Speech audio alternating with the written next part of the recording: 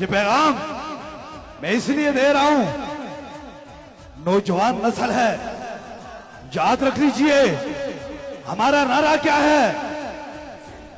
کیا نعرہ ہے؟ اللہ کو ایک ماننا، توحید زندہ باد، تاجدار ختم نبوت زندہ باد، اہل بیت زندہ باد، صحابہ کرام زندہ باد، اولیاء کرام زندہ باد۔ اس لیے یہ پیغام ہے، نہ تو ہم صحابہ کی بے ادب ہیں، نہ اولیاء کی بے ادب ہیں، نہ اہل بیت کی بے ادب ہیں، اور نہ تاجدار ختم نبوت کے بے ادب ہیں۔ جس کو بھی شفا دیتا ہے میرا خدا دیتا ہے۔ عجیب سا ایک تماشا رچا دیا ہے، تیرے پیچھے اور قوتیں ہیں جو ہمیں آپس میں لڑا رہی ہیں۔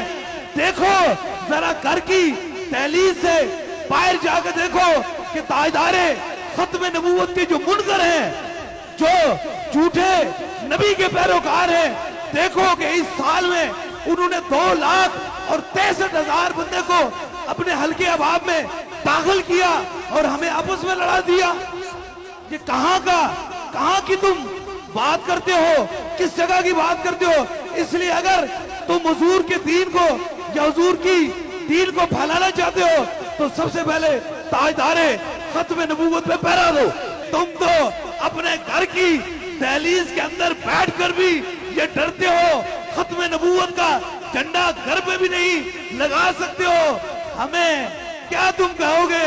ہم نے تو پوری دنیا میں تاجدار ختم نبوت کی صداؤں کو بلند کر دیا، اس لیے بلند کر دیا کہ جو خوف میں ہوتا ہے وہ عاشق نہیں ہوتا، عاشق کبھی کسی سے ڈرا نہیں کرتے۔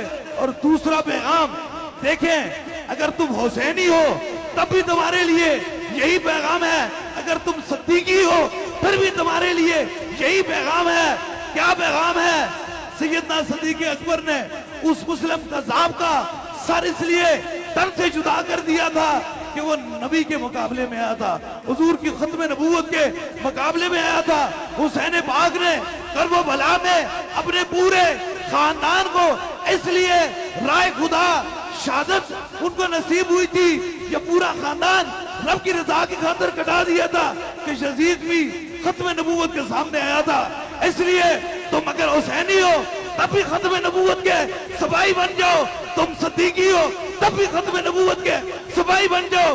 جب تک تم ختم نبوت کے سپاہی یا پہرے دار نہیں بنتے ہو، نہ تو تم صدیقی ہو اور نہ تم تو حسینی ہو۔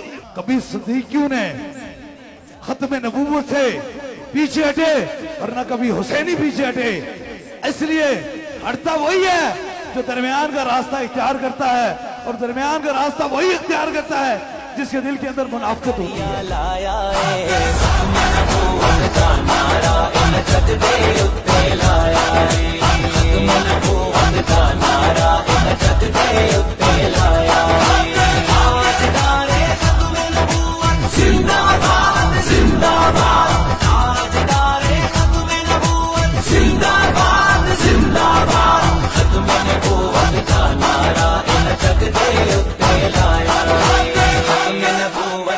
نعرہ ان جگ دے اتے لایا اے۔